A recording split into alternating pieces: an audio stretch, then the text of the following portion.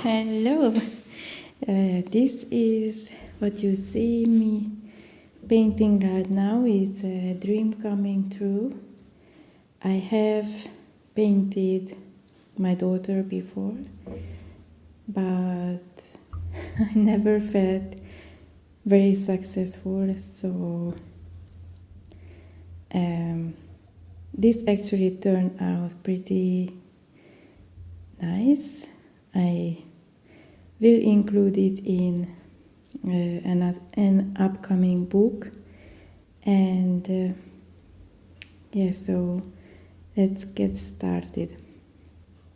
Right now I thought that I would wet the entire face area with clear water, but I'm sure you can see that it's not exactly clear water. I painted before and so a little bit of skin tone, which is for me yellow ochre mixed with quinacridone coral, left on my brush, which is Escoda Perla size 10 brush. And so that's what you can see, that it's not actually clear water that I'm wetting this area with. And the thing is that I wet the entire face, including the hair, except for the eyes and lips. And the reason for that is because I find that there is a strange, weird line between hairline and the skin. If I don't do that, if I don't include it in one single base layer. Using quite a bit of saturated quinacridone coral, I'm going to go in quite boldly, and I think this is where I'm starting to get things right regarding illustrations, is that I'm not as afraid to use color as I was before. I very much love bright, saturated, contrasting colors, and that really comes off in this illustration. So I painted the cheek area and then I cleaned my brush and lifted up some of the color from underneath my baby's eyes, and also from like the corner of her lips. And the reason for that is because the light is going to hit her face from the right hand side, so from the left side of her face. So that should be an area that is kept as light as possible, and there will be some areas on the right side of the face that will be kept white or whitish. So we are not going to add additional color. We are going to work on the left side a lot. So as you can see, as it dries down slowly, it became not as saturated. So throughout the video I'm going to add more and more of that quinacridone coral. And right now I'm wetting the face again because I spent quite a bit of a time cleaning up, lifting up colors, so it's almost dry now there. And it's always a bit of a tricky process because when you re-wet the area, you risk lifting the color beneath it. So you want to choose color that is staining. Right now I'm adding yellow ochre by Schmincke. This is a more saturated, brighter kind of yellow than the previous one that I used, which was by Winsor & Newton. Yes, Winsor & Newton. So as you can see, it adds already a lot of dimension and color. And I'm adding a bit of yellow ochre to the inner corner of the eye socket, I don't know, above the eye, as a shadow. And I'm using a warm color to create shadow, and this is a first for me. But since her face is going to be completely white on the right side, or at least in some areas, it's okay. It's going to turn out okay.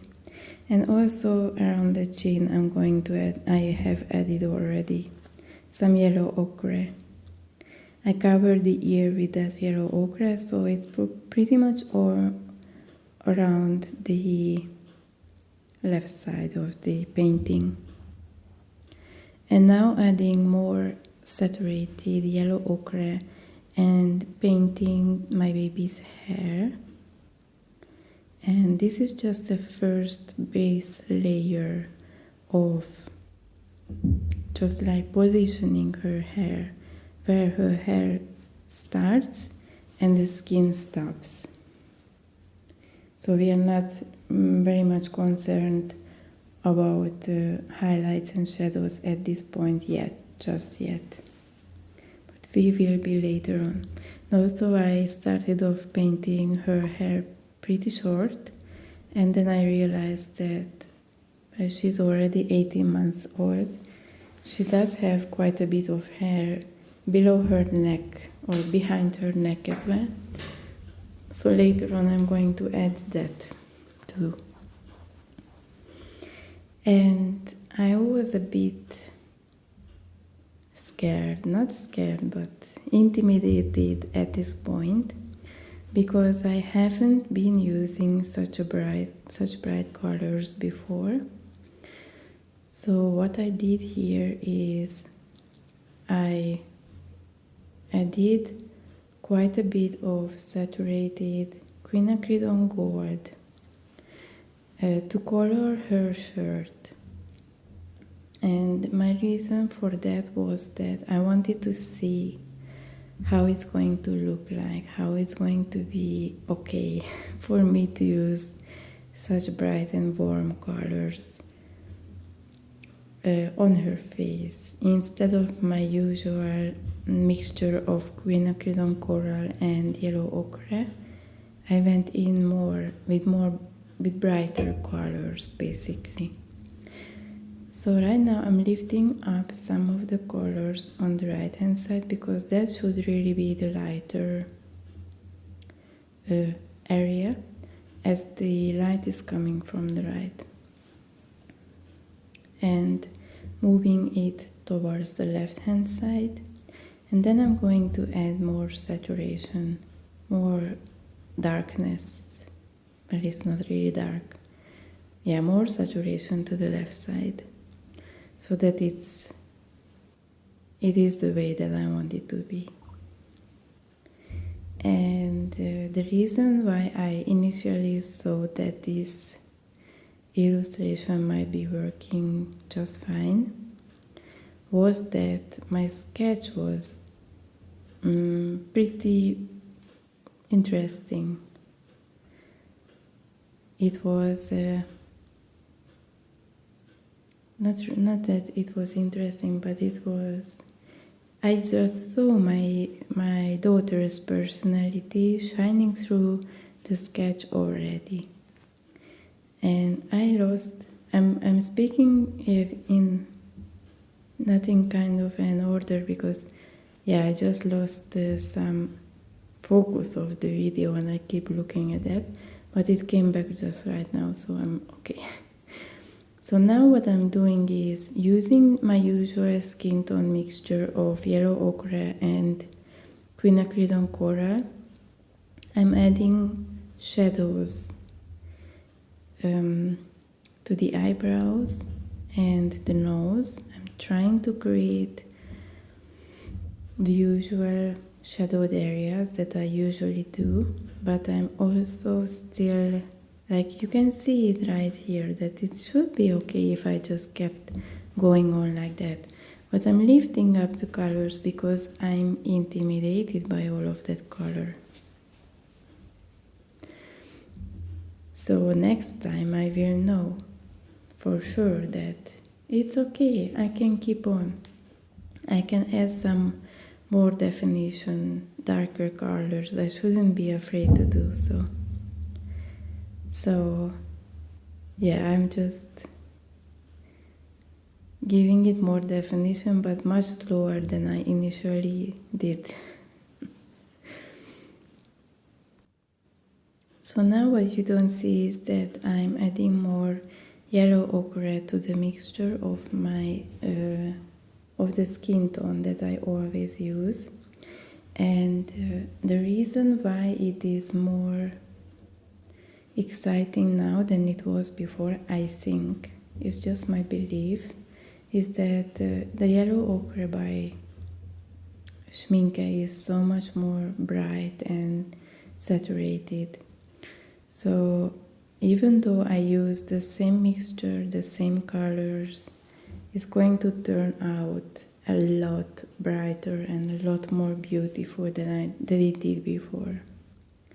So now you can see me keep adding shadows to the nose, at least to the bottom of the nose, underneath, and on the, well, it's the right side of her nose, but from this point of view it's going to be on the left.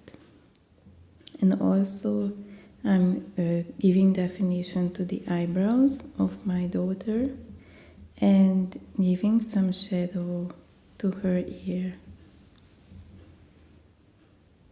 And it doesn't look quite okay just now, but it will be, I promise you. And I'm using actually quite a small paper. It's 15 times 15 centimeters, so about 5 inches, I think, 5 or 6 inches. And so I don't need a big brush that I did before. Using my Escoda Perla size 10 brush, I'm just going to wet the background area. And I'm not even that careful anymore. I don't know why or how, but I felt really brave this day. And what you usually see me doing when I wet the background area is that I am very super careful not to touch, not even come close to the outline of my figure. And I slowly work my way towards the outline. And now I just don't seem to care.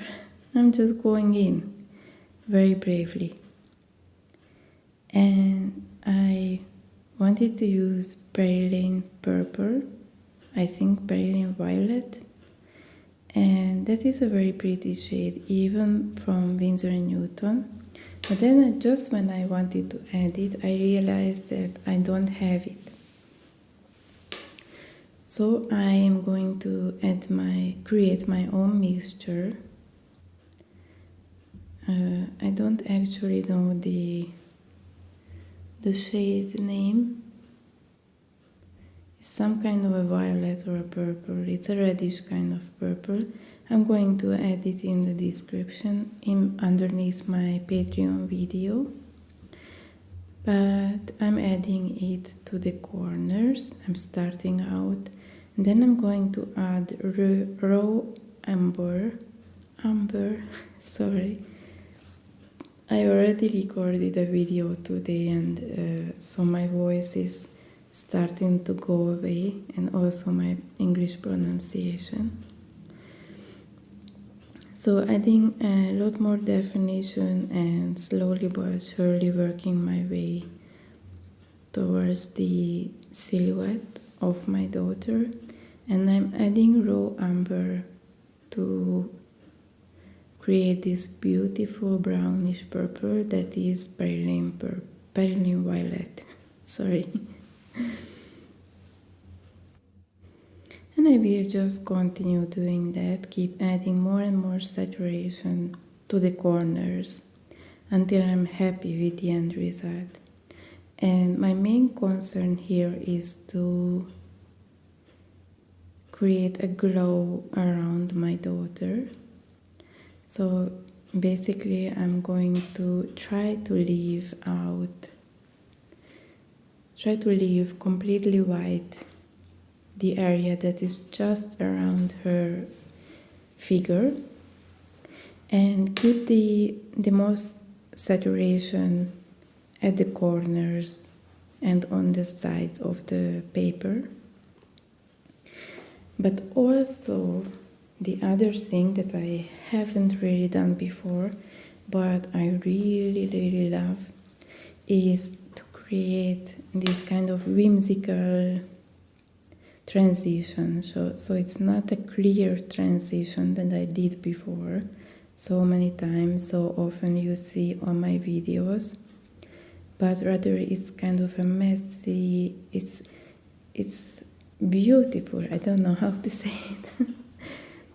So it's just like a dark forest, and this shine comes through from the sunlight. That sort of vibe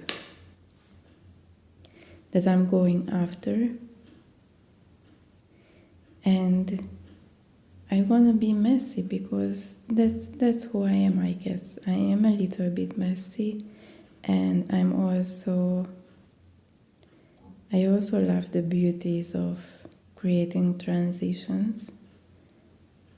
I think it's very beautiful to create soft transitions that are wet on wet, which we are doing now. But you can kind of see that on the left hand side my paper started to dry, so I needed to re-wet it. I needed to work quickly to re-wet it. And slowly but surely I'm working my way towards the middle of the page. And this is just a great. There are two things in this picture right now that I want to talk about regarding placement and colors, like how you want the focus, where you want the focus to be, and how you want people to look at your painting. So first of all, my daughter is in the center of the painting, and then I'm creating a contrast between purple and yellow or orange, this kind of warm glow. So the background is a cool tone purple. It's a warm tone purple, but it's a cool tone color.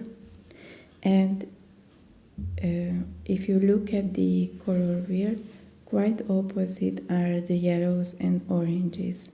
And that means that the highest definition, the most contrast that you can create is by, if you paint your subject yellowish, golden, orangey color, is to create a purple background. And the other thing is how I lead the focus of the eye is by creating the most saturation around the corners and slowly working my way towards the middle. And there it is almost completely white. If you go back to the beginning of the video, like the first few minutes, and then you would see not much of the definition of the face yet. And just by adding the background of a contrasting color, you can already kind of see how the face is going to turn out. You can see my baby's features, and even though we are nowhere near ready, it's so interesting how a single color can change your whole view of a subject. So I do hope you can sort of start to see what I'm talking about when I say a whimsical transitional background. But I'm just going to still keep on adding color, But right now what I did was I'm cleaning my brush and then lift up the colors around my baby's face. And right now I'm adding more purple or violet and then brown to the outer areas. And now we are losing focus again. My phone had never done this before, so I don't really know what's going on, and I never noticed it because I was focusing on painting. So I'm sorry about that, but I really do hope that it's still an enjoyable video for you.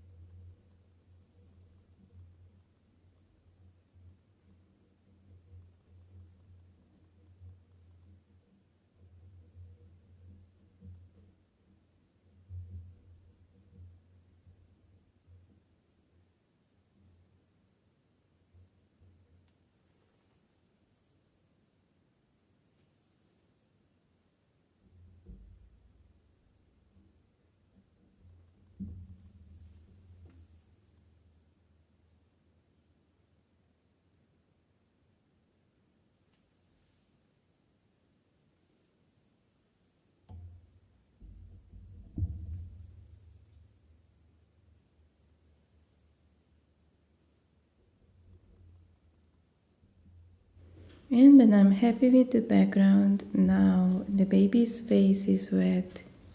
The background is also wet, so I'm just going to work very carefully and slowly to paint her eyes.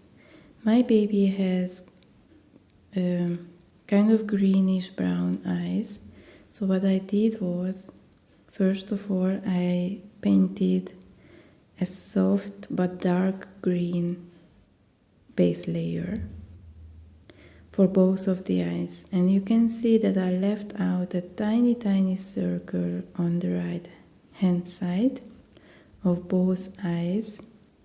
This is very crucial for painting realistic looking eyes, or eyes that gazes that are not lifeless basically. And very slowly I then paint the eyeball with a single color, and I don't add any definition or shadows to any areas.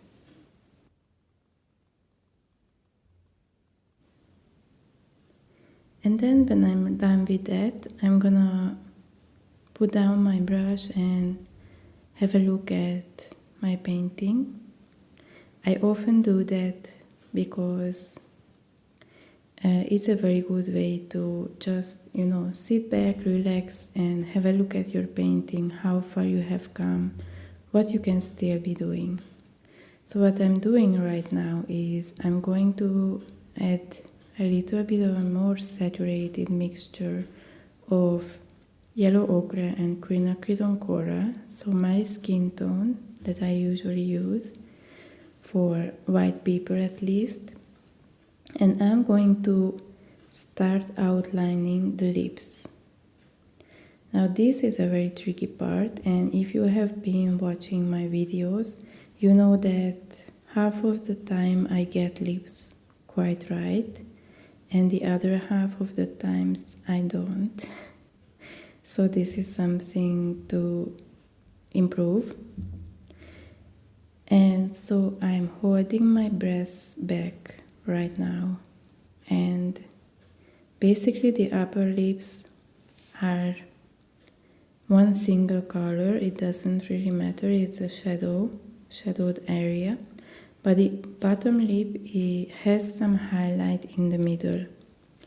If you look at any person at any time of the day, you will most likely see just that. So this is how it looks naturally.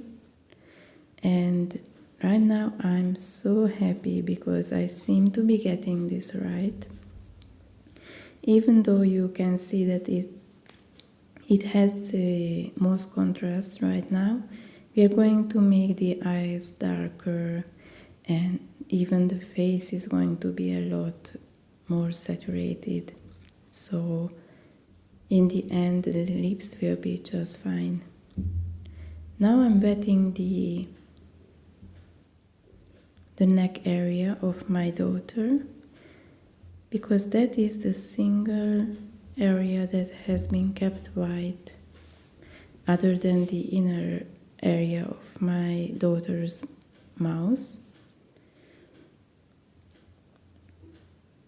And using the mixture of the usual yellow ochre and quinacridone and coral, I'm going to start painting it. So the darkest area will be on the left hand side, and I'm going to create a transition towards the whiteness on the right hand side.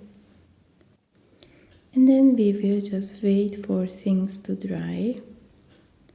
We will be very patient and we will wait. And now, as you can see, things have dried. So let's get back to our Escoda brush size 4.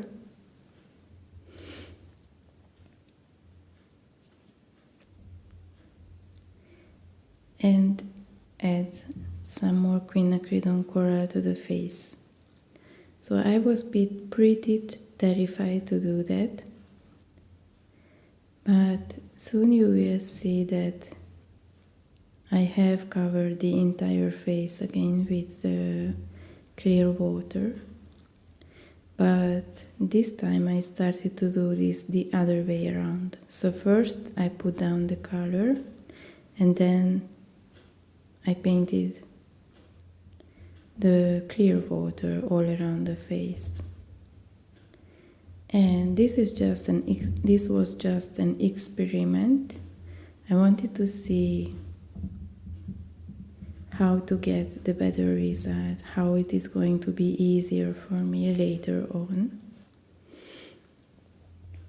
And I added quite a bit of saturation, like my baby looks pretty red-faced right now, like a healthy baby should be. At least in illustrations, I think it's just wonderful. It's just perfect to have such red cheeks. And I know a lot of people don't agree with me, but it's okay, this is my style. So I'm going to just wet the entire face.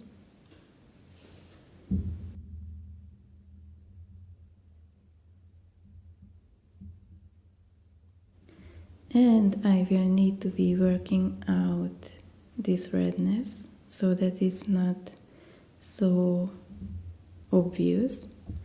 So I need to smooth out the edges, especially the edges of her face.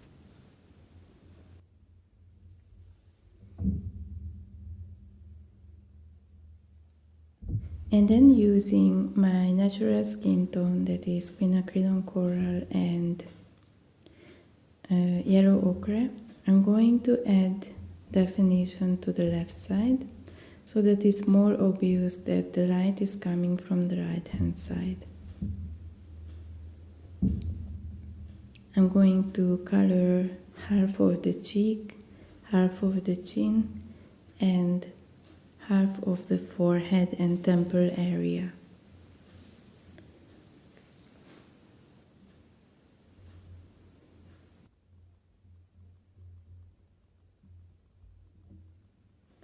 Also, just like in the beginning of the video, I'm going to add shadow to the inner corner of the eye and to the nose, at least to the bottom and left hand side of the nose. And of course, I need to be making it smooth as possible, because I don't like sharp lines. I'm also adding a bit of a color to the part that is between the upper lip and the nose, so that it's not as white as it was before, because it looked kind of unnatural. And as you can see, I'm quite unsure how to proceed, but I'm going to add a bit more definition to the nose. I can see that the nose needs more definition, but I'm scared to do so because that's just the nature of me. I don't want to mess up my painting, especially if it's about my daughter. So instead I'm going to add more definition to the left side of the face, and I'm starting to be happy with it. Happy with the contrast between the left and right hand side.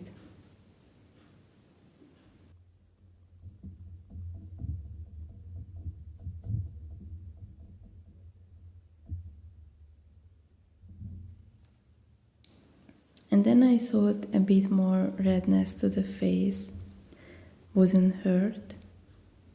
So I'm actually going to add a bit more color to my baby's cheek.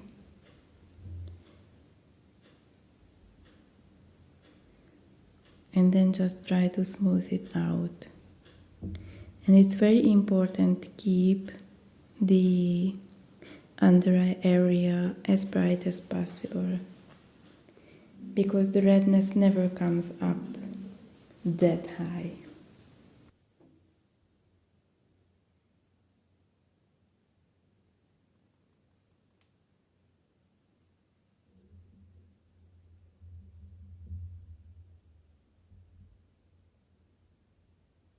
I'm going to cover the inner area of the mouth that is visible with Burnt Umber by Schmincke. And this is a tricky part because my baby has some teeth. She has 12 teeth at the moment.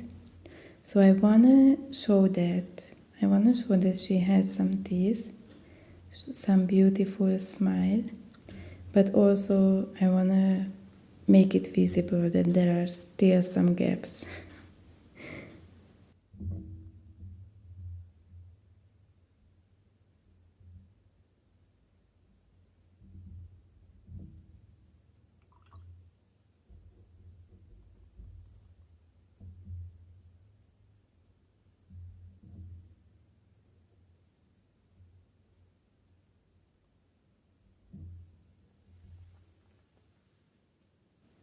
Using very saturated, buttery-like consistency of Quinacridone Gold by Daniel Smith, I'm going to indicate where my baby's arms are on the paper.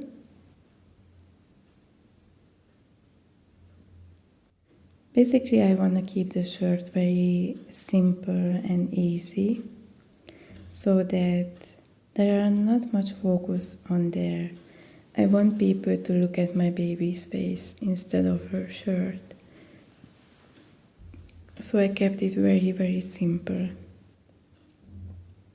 And also I'm creating some transition so that it's not just a straight line, but there are some shadowing going on there.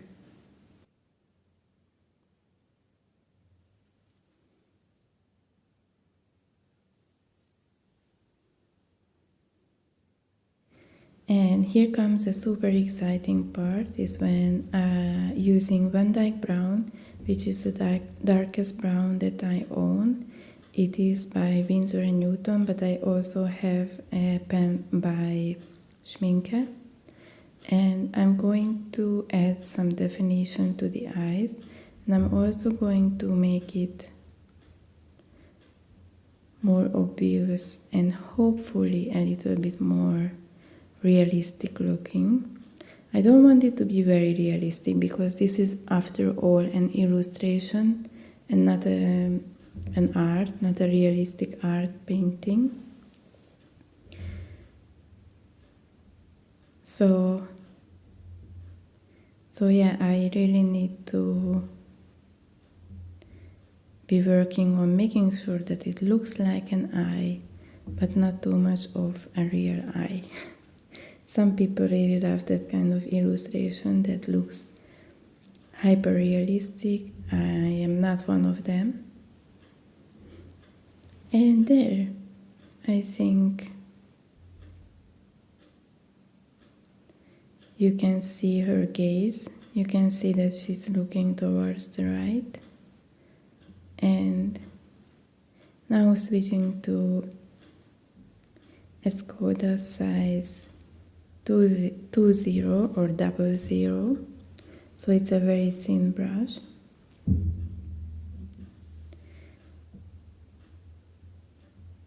I'm holding my breath again. I'm going to paint the nostrils and going to start contouring the nose.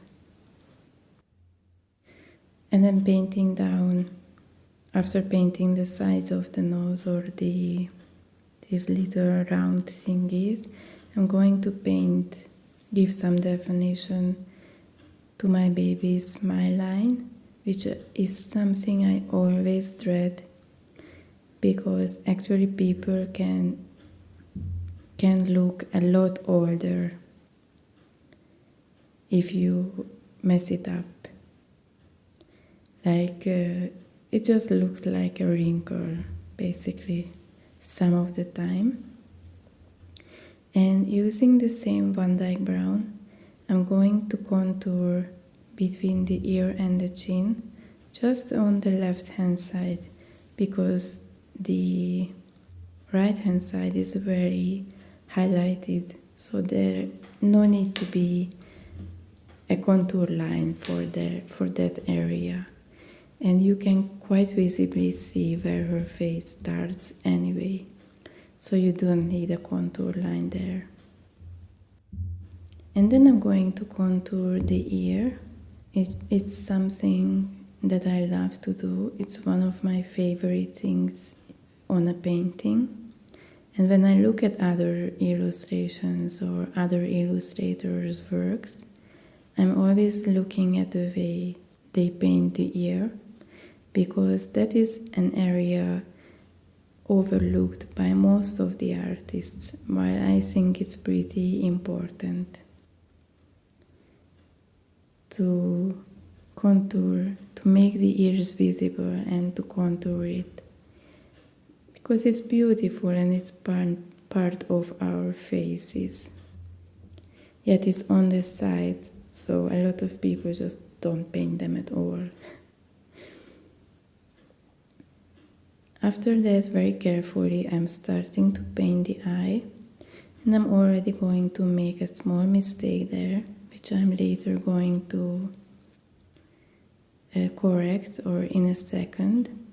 I realized that, oh, I don't like that little wavy part that I just painted. So using my bigger brush, my size 10 brush, I'm going to add a lot of crystal clear water, and then I'm going to wipe it up with a towel. And so then I'm going to keep on going and contouring the eye. Using this very tiny brush, I think you need at least this small size of a contour brush, because my other contour brush is a size 0, and it creates such a thick line around the eyes or the face that I don't like very much. I like to keep the contour lines, the eyelashes, the hairs, and any area that is contoured as thin as possible. So using the same Van Dyke brown shade all over the face, I'm going to keep on working until I'm satisfied. Like if I get the line perfect once, I still need to go over a second and third time to make sure that it looks the way that I want it to look.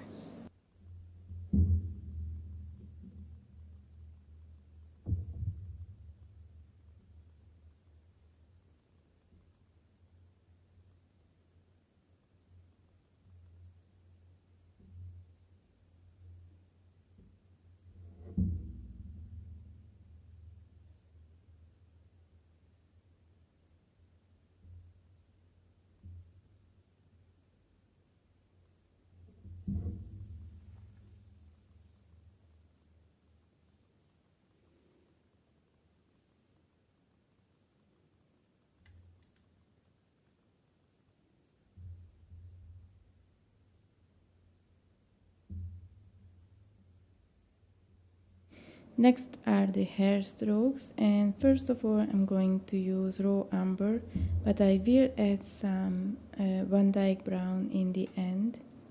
And I'm just mimicking my baby's beautiful fine hairs all over where I indicated the hairs before.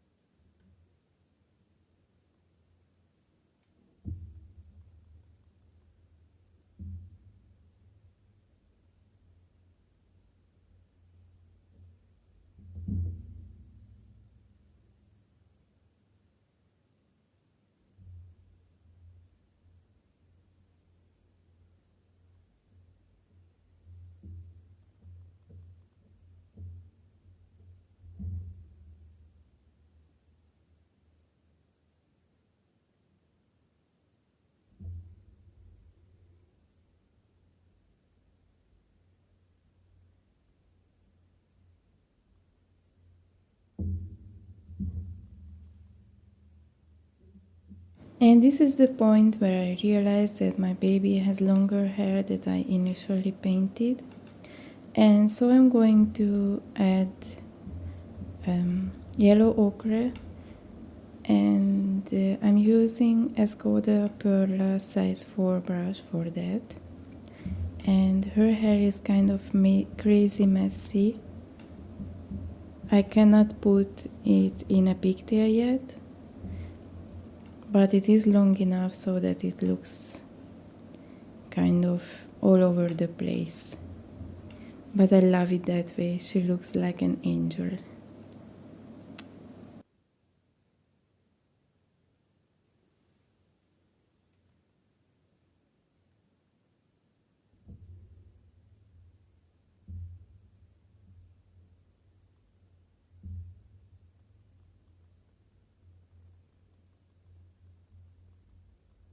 And she just woke up. So after I'm done with that, I'm going to go back to create the fine lines around her face and hair.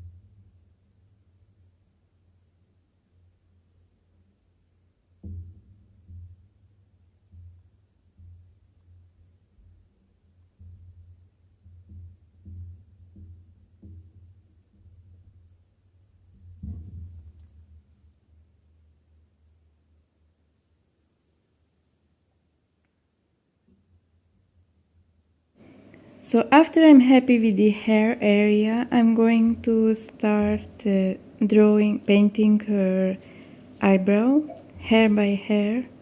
And I'm also trying to mimic the shape, which is a little bit difficult, but I think in the end I kind of got it right. Like you will see when I'm doing the left eyebrow, which I'm doing right now on the right hand side, then it's kind of too straight, but I'm still going to work on it to make a little arch around her left eye.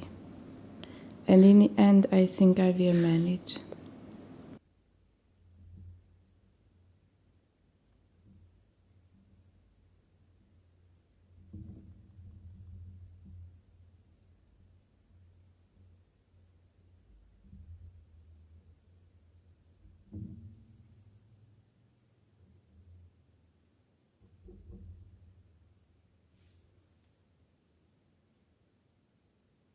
When I'm done with her eyebrows, I'm going to add some fine hairs around her neck area because it was wet before, so I couldn't do that.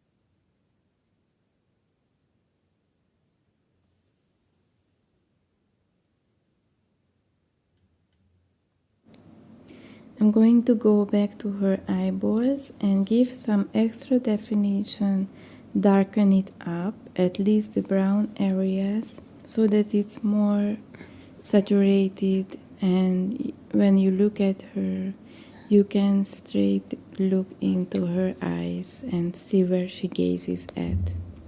That was kind of a very important part of this illustration for me.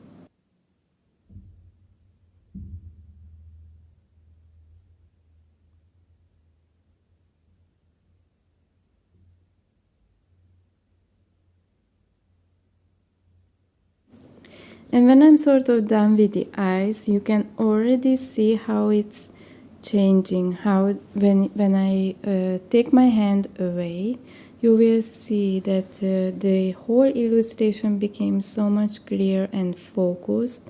It's just wonderful how things fall into place once you get the highlights and the shadows sort of right.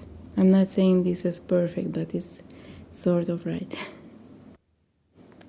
And when I was done with giving some more definition, I thought that I would add a shadow to the upper area of the eyeballs, as this is how it would look naturally.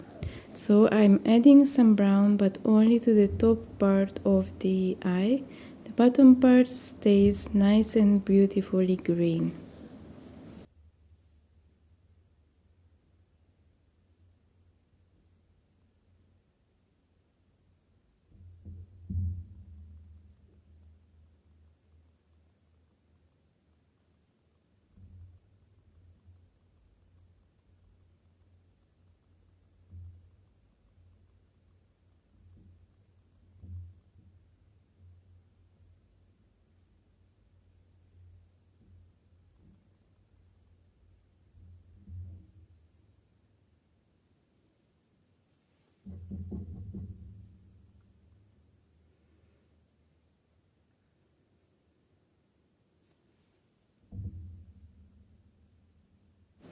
After that, I'm going to contour the lips, which I will later regret. This is one big mistake that I created in this illustration, but I think you learn from your mistakes, so I will know next time not to do that. I'm pretty happy with the outline that I created with the inner lips, like the inner part that are closer to the teeth, but I shouldn't have contoured the outer line. You will see in a second.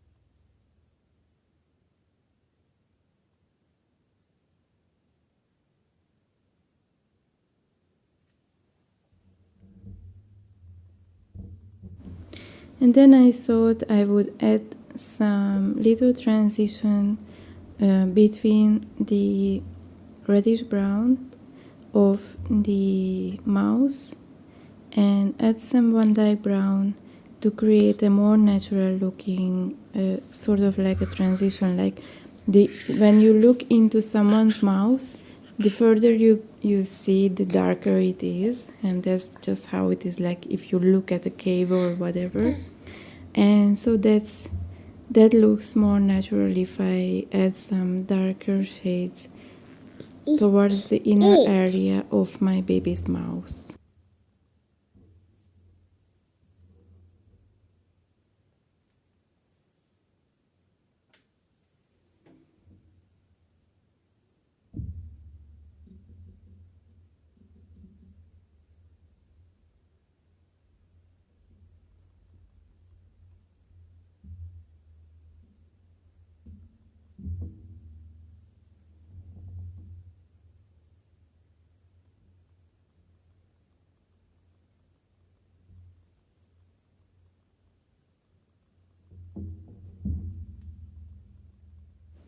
Reaching back for my size 00,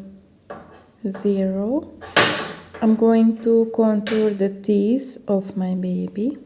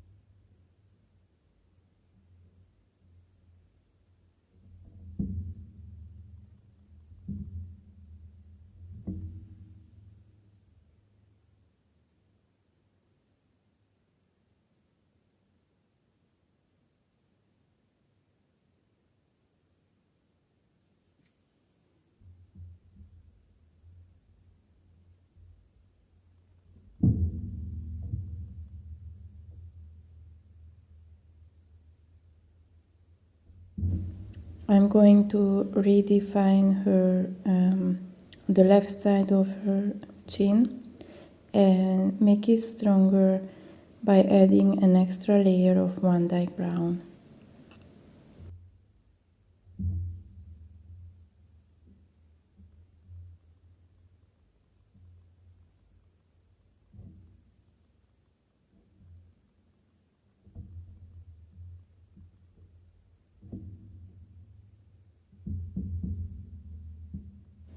And then using my size 4 brush, I'm going to use a very diluted Van Dyke brown to create a cast shadow on her neck.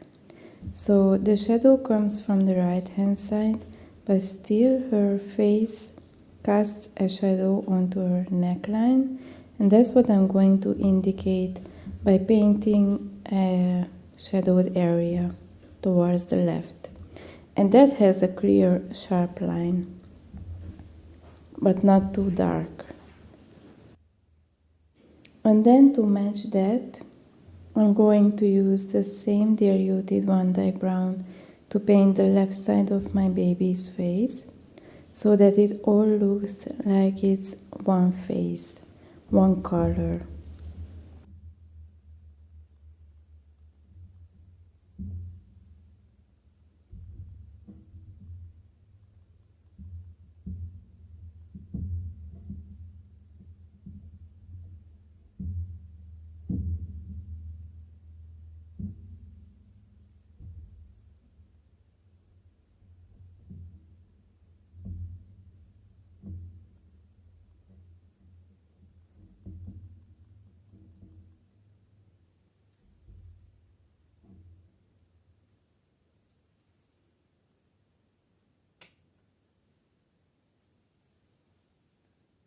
And I'm going to go back in for the third time to paint around the eyes.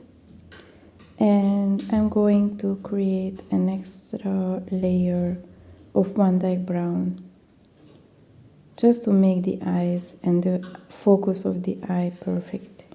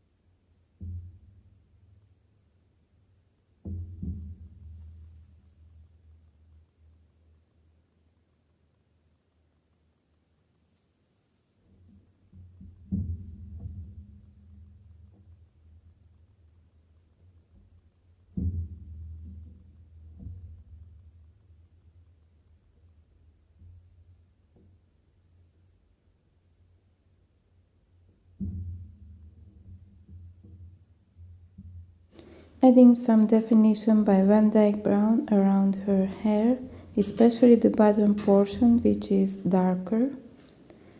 And also I'm going to create a line around the left side of her arm, so that is more contrasted, darker than the right side.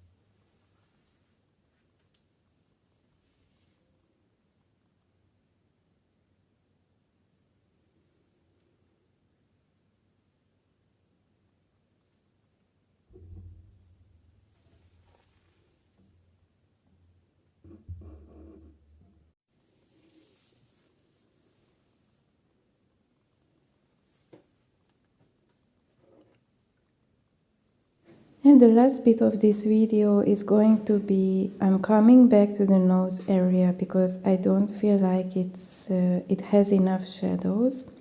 And I'm going to add more saturated quinacridone coral mixed with yellow ochre to indicate that there is darkness on the nose and underneath the nose.